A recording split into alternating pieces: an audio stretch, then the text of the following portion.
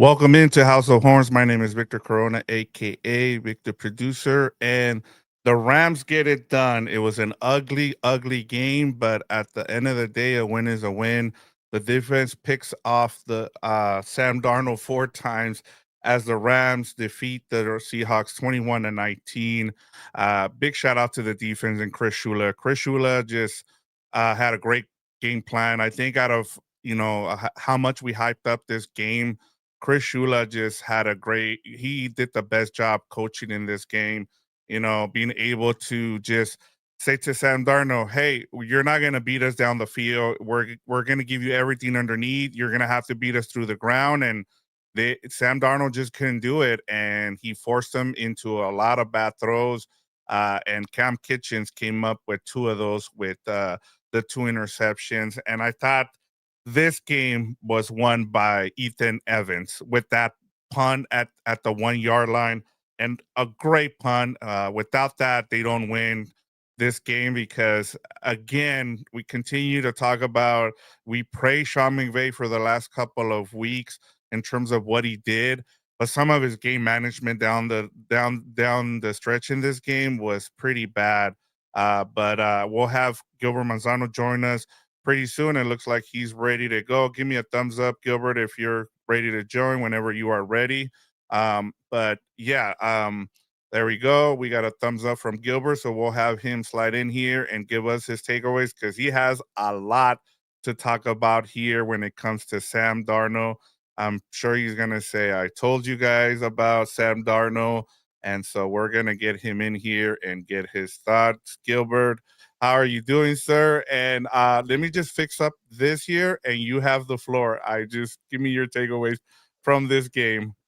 Yeah, so where are the Seahawks fans? Weren't there a lot of Seahawks Yeah, I fans heard they in the were gonna be comments? in here in the comments, and they were Where are gonna they? say that we're lazy.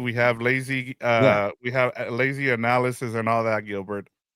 Yeah, I'm very curious because yeah, we're lazy. We don't know anything about football. We don't watch the Seattle Seahawks, but hey, and for whatever reason, the Seahawks fans, hey, you got Sam Darnold for 2 months, and you thought he was this king quarterback, elite quarterback, and you want to defend him with honor. You're gonna say, hey, you don't know football. Sam Darnold's not the same guy. And I kept telling everybody, Sam Darnold still makes costly mistakes. Maybe not to the point where what he made today, where he had four interceptions. But even in games where the Seahawks are doing well, he tends to make critical errors. Again, this is not the Sam Darnold from the Jets, not the Sam Darnold from the Panthers. He's the Sam Darnold from the Vikings. That's a good thing, but also a bad thing. And you know what, Victor? I called this team overrated. They're pretenders now. I get the game was close. I get they came back. You don't have a chance to win the Super Bowl when you have a quarterback that makes mistakes like that. And I'm gonna give Chris Shula all the credit in the world. That was a great game plan, and I'll give Sam Darnold a little bit of a leeway here. I think the third interception. By the way, we're counting four interceptions, so I don't want to hear that Darnold didn't have a lot of help today. But the third one wasn't his fault. I get that. The running game was inconsistent. I get that. But time and time again, Darnold's going to keep making a mistake after mistake. I get it. We're here to talk Rams victory. I just want to get that out the way. This team is overrated. This team is a pretender. You have a good quarterback, but not one that could win you a Super Bowl. Now that I got that off my chest, it's a very good defense. This is a good defense that has been as advertised, and I still think they don't have an elite playmaker, but they did their job. They shut down Matthew Stafford. That was not a good offensive performance from the Rams, but I'm gonna give a lot of credit to Chris Shula. That was a great game plan.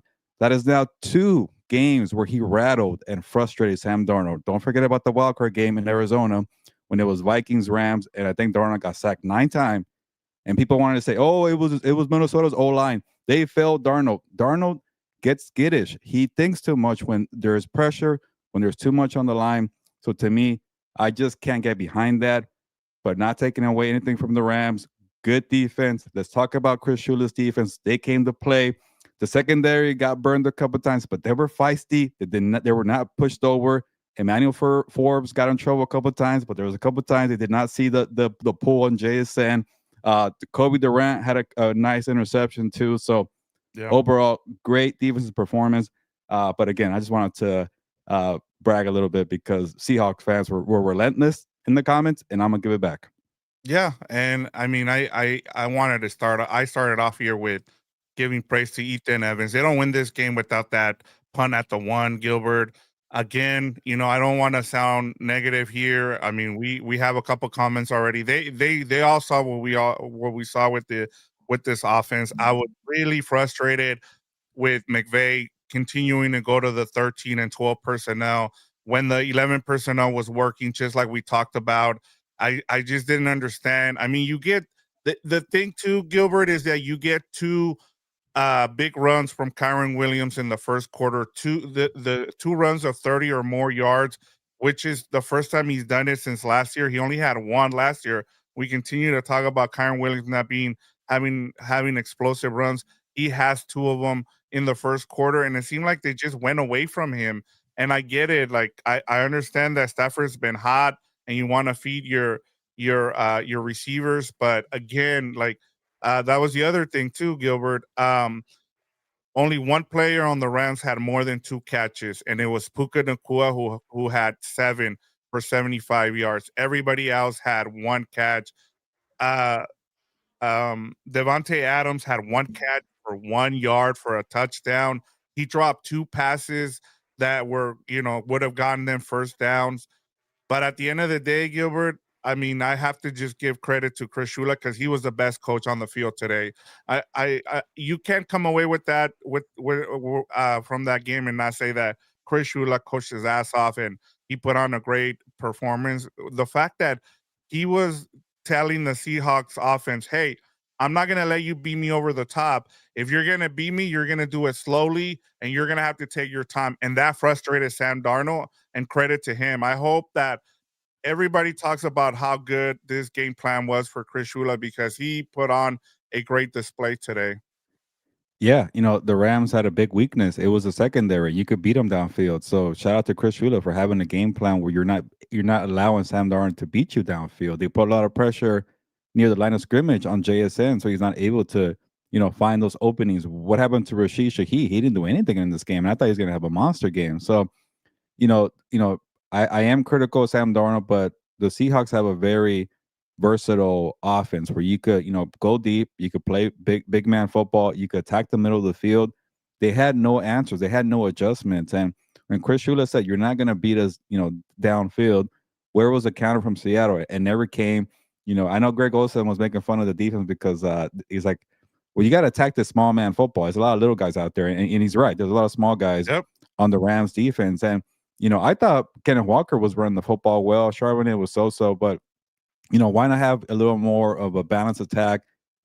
Maybe play the mind games back, Clint Kubiak on Chris Shula. So, Chris Shula took Clint Kubiak to school. Same thing with Sam Darnold. So, I don't want to hear this whole thing where, like, if it wasn't for Sam Darnold, like the Seahawks would have won the game here. Like it was a whole effort. It was a coaching staff too. It was the lack of a balance, and and also the offense. Somebody got mad at us about the offensive line. Yeah, the whole line also, didn't really hold up for Darnold, but there were many opportunities for the Seahawks offense to do something. They did at the end. It was just a little too late.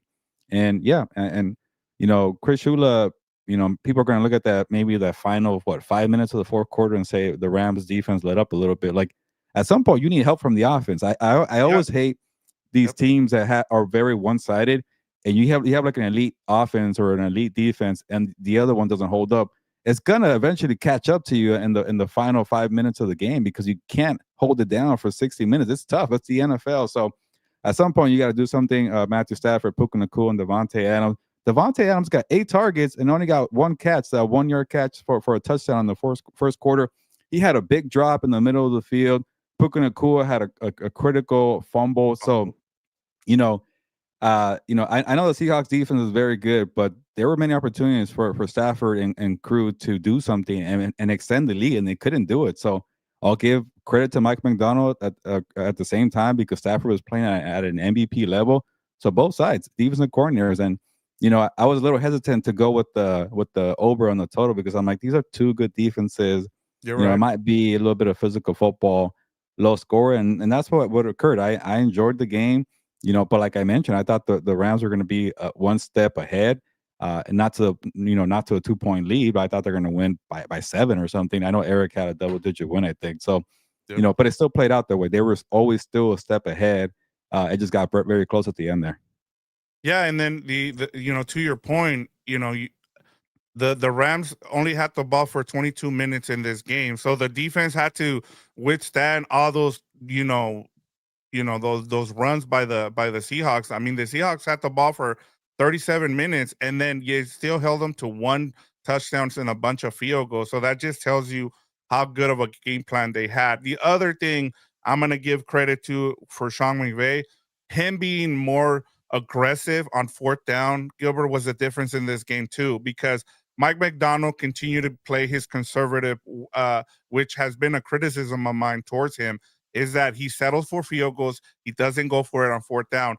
McVay went for it. Those two touchdowns were, those came into play largely at the end of this game. And yes, as much as I can criticize McVay's game management there in the fourth quarter, throwing a pass there when he should have probably ran the ball, that probably cuts another, gets that timeout out of the way for the Seahawks. But in the end, it didn't come into play because of that great punt by Ethan Evans. So, yeah, like I said, that was the biggest thing. That's where I have to give McVay props, is that he's become more aggressive on fourth down, and maybe the whole thing with the kicker has given him a reason to be more aggressive.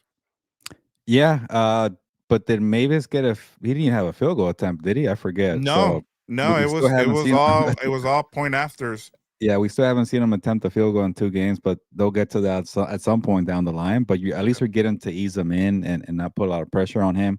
But yeah, Ethan Evans had a great punt there. And when you back somebody up into your own end zone, you are able to put more pressure. You're able to frustrate the quarterback more. You're bringing more to your playbook because they're so backed up. And it got a little dicey there at the end. To the credit of the Seahawks offense, they were able to get some chunk plays in the middle of the field. They were able to go out of bounds. They still had a couple timeouts, and they gave Jason Myers a good chance. It was 61 yards. It was far, but he's made one that far in that building before. I think they mentioned it was 2020 when there was nobody in the crowd. So, Yeah, it's a 61 yarder. The other so thing, that catch went more than five seconds, Gilbert. I'm surprised the home yeah. clock didn't give him, like I counted in my head. I was like, that is more than 5 seconds. I'm sorry. Well, Like, supposedly the rule is the second you show that you're going down, that's when the clock goes got it. down, or that's when the clock That's a good stops. I point. mean, and maybe they saw it up top. Okay, he went down at this point, and there's 1 second, and I'm thinking like, why would you touch the guy? Like, just let the time expire. But that was a savvy move. I think that was Rashid Shaheed right there.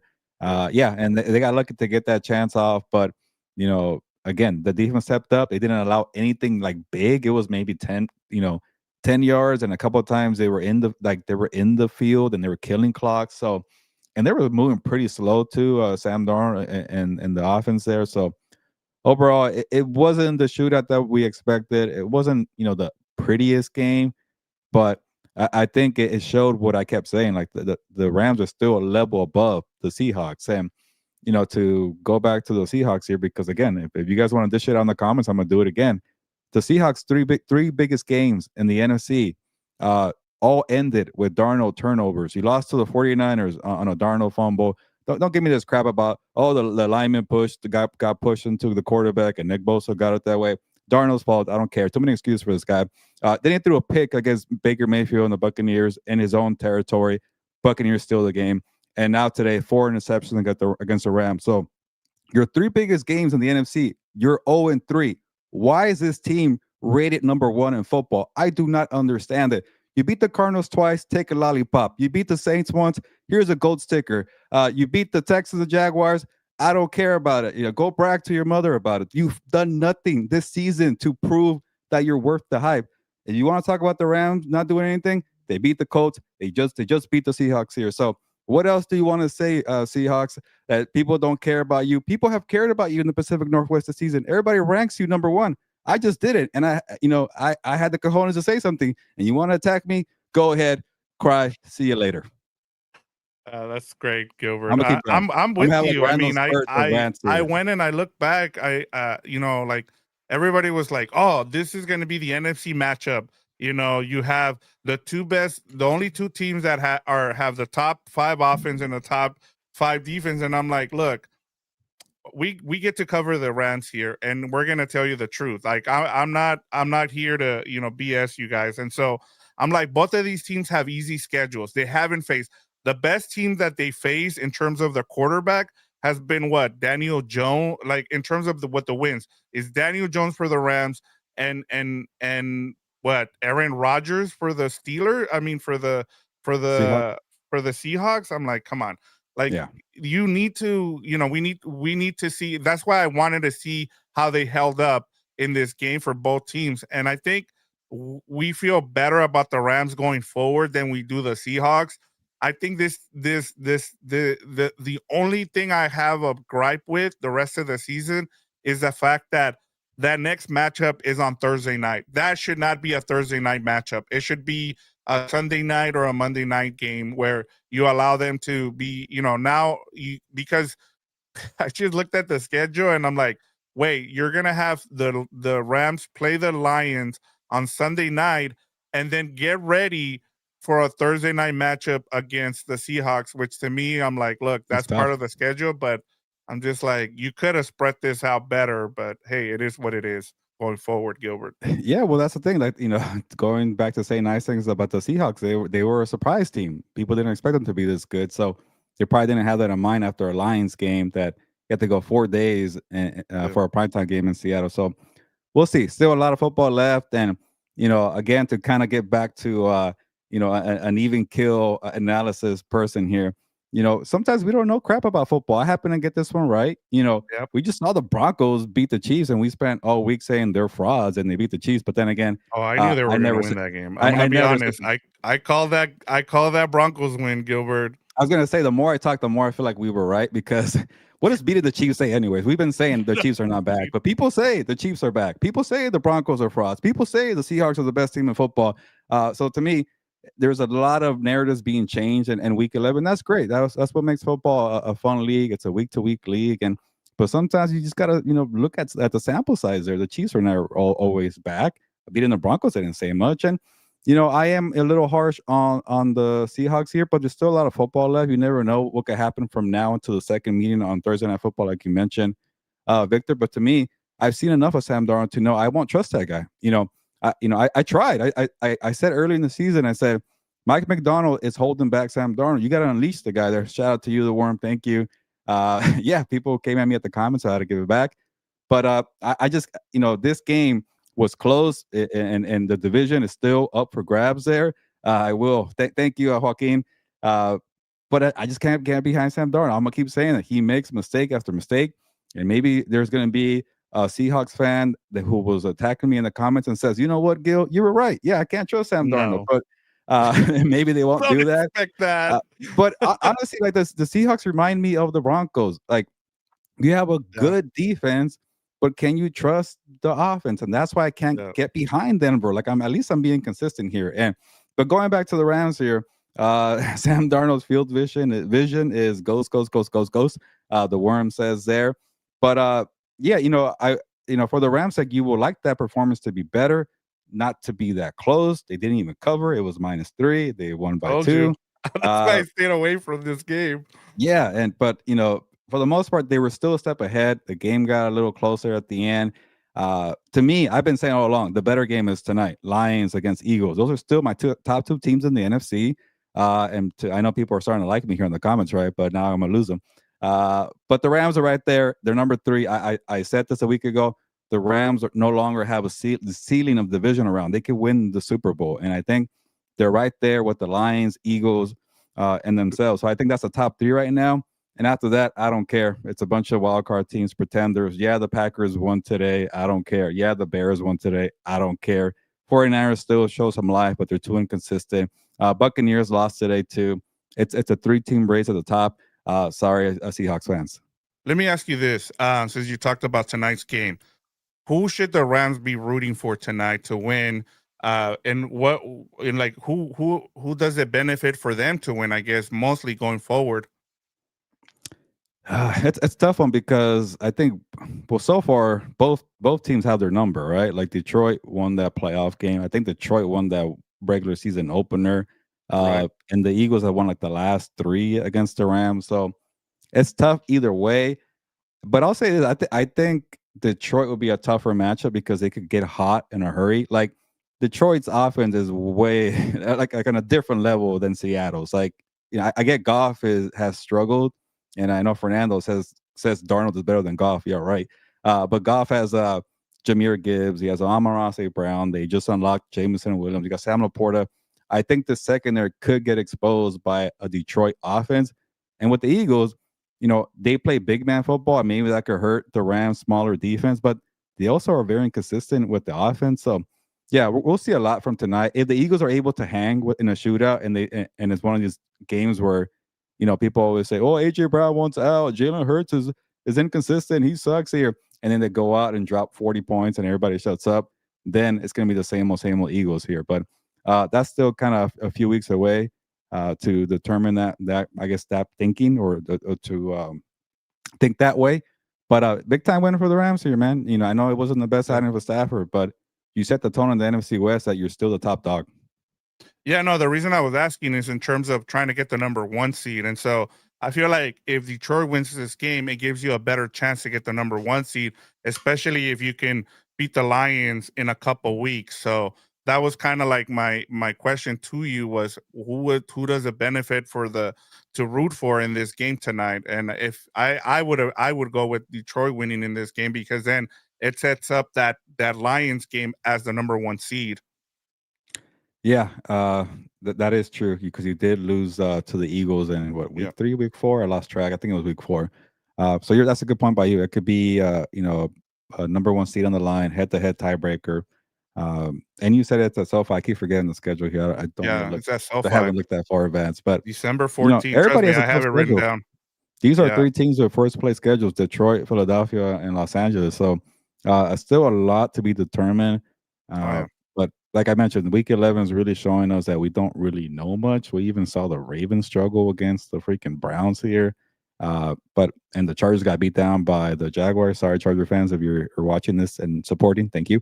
But yeah, there's a lot of football still left to be played, and I think this was the first domino to fall in the NFC West. And there was a lot of hype. There was a lot of mystery. There's a lot of creativity. Well, it's actually not today. It wasn't that creative. I thought the play calling from the offense, but uh, I wasn't disappointed by the outcome because it was still a good game. It was still high stakes, playoff like, physical, good defense. I could appreciate that type of football.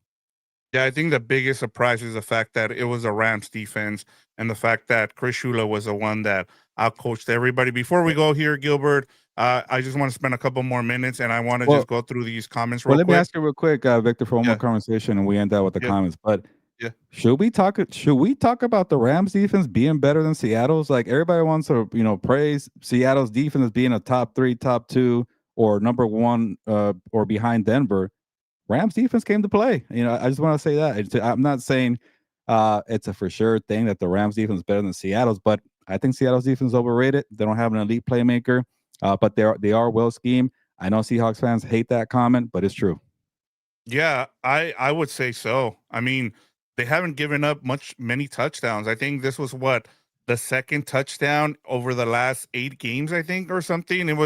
It's been absurd what and this is part of the reason why Chris Shula I keep hearing now, Gilbert, he's going to be up for a coaching Mm, job during this yeah. cycle now. And if he continues to do this, where you even heard it on the broadcast today that this with McVay with Chris Shula is the most he's kind of been pushing a guy from any of the guys he's had before. So yeah, I would say so. And then to Daniel Calderon, he says, yes, the Rams defense looks significantly better than Seattle. The thing is too is that even with all that, they still gave up a bunch of yards in this game, Gilbert, Yeah. but it was just a great game plan. I still like that front four is gonna take them a long way. But as you said, where can they improve? It's still that secondary. That secondary still scares me, Gilbert. And Yeah. Hopefully, Akela Witherspoon comes back by the end of the year, but I have to, yeah, like I love it, and I love seeing ESG because I got ESG. Since you're watching, I got to give you a shout out here. I don't know if you heard us on the preview, but you're the one that got the comments going on our video Yeah. with Eric.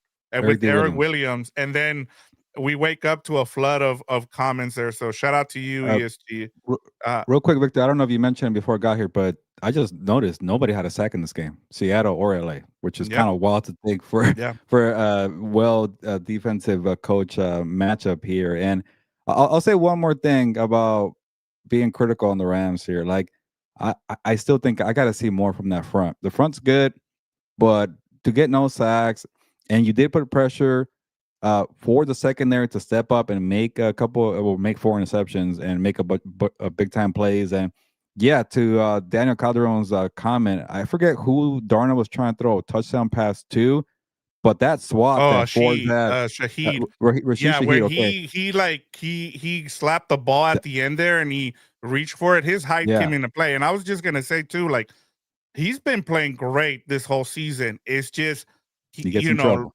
yes, exactly. Yeah. He gets a And, little handsy, but it's kind yeah, of what you need. yeah, and it's feisty. You kind of get that different element, and yeah, he got a lucky one at the end of the game where Jason wanted a pull, but then they made up the call on the next Yeah. one. If you're Forbes, you're thinking like, hey, I got away with the pull here. I'm gonna do it again, and he got caught. So that's kind of his downfall there. And when you're a small guy, you got to be a little, or a slim guy, you got to be a little feisty. But when his hand came out at the last second, I was like, whoa, where did that come from? That was a good play. The worm saying.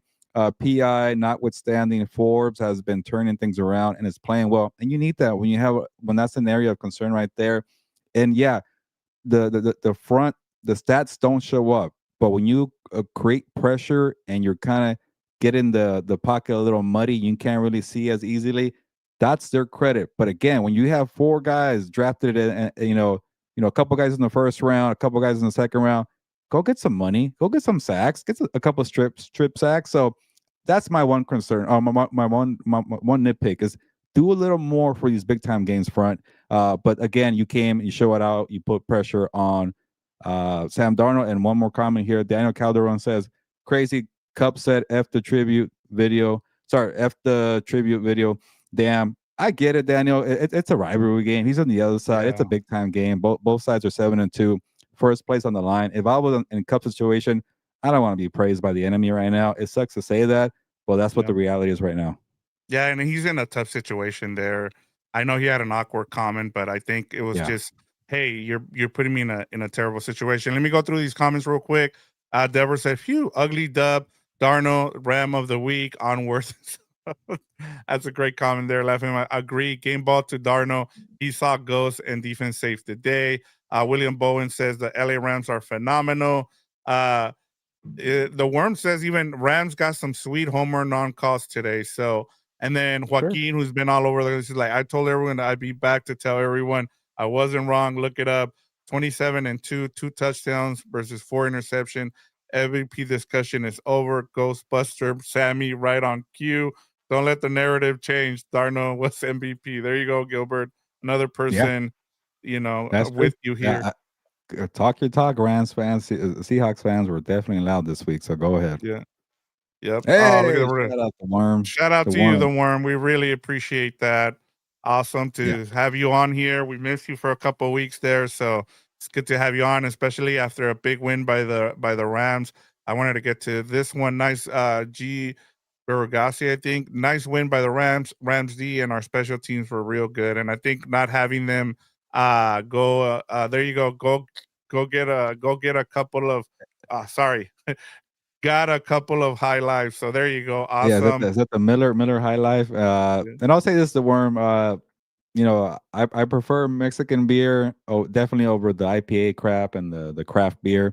But sometimes I do enjoy a good American beer, like the Coors Banquet or the Miller High Life. Maybe I've been hanging out with too many old people, but that's where I am in my life right now, drinking a good light American beer. Yeah, and especially if you can find something light now, especially as we get older. Oh yeah, Uh ESG said that was a beautiful coffin kick. So There you go, Gilbert. Great win for the Rams here. They win their fifth straight. They're in sole possession of first place in the NFC West, and now they get ready for another big matchup against the Tampa Bay Buccaneers, who come in here limping, having lost what is it, two or three in a row now? I forget, but things Yeah, have not gone well maybe two. for the Buccaneers lately. Yeah, that's another big time game. The Buccaneers still come to play. They actually have a better offense in Seattle. Sorry, one more shot there. So they'll put pressure on this this Ram defense here. So freaking Sean Tucker crushed me in fantasy football. Shout out to your brother-in-law, Kevin. But that was a nice play by him. And yeah, the schedule gets tough here. And for the 12-pack player of the game, it can't be Sam Darnold, right? You can if you want. I mean, somebody said, in our comments already, he it was Alexander H. He said he gets I guess he gets the 12-pack of beer from Alexander Yeah, H here. I'll say Sam Darnold, but I'll start being nice here. I'm with you on Kyron Williams. He ran tough today. He gave him some balance. He moved the chains, and they went away from him. So give it to Kyron Williams too. Yeah, give us your 12-pack of beer player of the game, guys, if you're in the comments here as we close up shop. But I gotta give to our guy Cam Kitchens. He loves Yeah. playing against Seattle. He had two interceptions last year against Hmm. Geno Smith, which turned around that game. I think it was in the red zone. They were about to score, and then he intercepted Geno Smith to clinch that game up in Seattle. And then, I mean, this year with those two interceptions, he's just loves playing against the Seahawks. So I got to give him the 12-pack beer player of the game. And I'm sure the Worm's going to give him some highlights there. Maybe he'll share some of his. There you go. His 12-pack goes to Yeah. Ethan Evans there because of that great punt there at the one. I mean, honestly, you couldn't have done it more beautifully there. And honestly, that probably saved Sean McVay from getting criticized all over the place. So shout out to the Warm and shout out to Ethan Evans, Gilbert. But yeah, good win. Now the Rams, turn their attention to the Tampa Bay Buccaneers. We'll be back on Wednesday to preview that episode. But yeah, good win for the Rams here. Doesn't matter how you do it, as long as you win these games, and a big game for a big game for Chris Shula and his defense. Yeah, it's time to get going here. And as a reminder, the Seahawks are 2-3 against teams with winning records. They're 0-3 against NFC contending teams. They lost to the 49ers, lost to the Rams, they lost to the Buccaneers. Hey, but they beat the Steelers in week 2 against Old Man Rogers in Pittsburgh. Shout out to you guys for that one. But yeah, for more lazy analysis, subscribe to House of Horns. For two of the worst football pundits out there. Subscribe to House of Horns. Check out everything we're doing on Compas on the Beat. More lazy people there, the Compas, Fernando, and Dan. But hey, we do know football a couple times, So, Little bit. yeah, a little bit of football knowledge here from the Compas. But on that note, it's time to get going. Y nos vamos, pues. Are you seeing ghosts? Vámonos.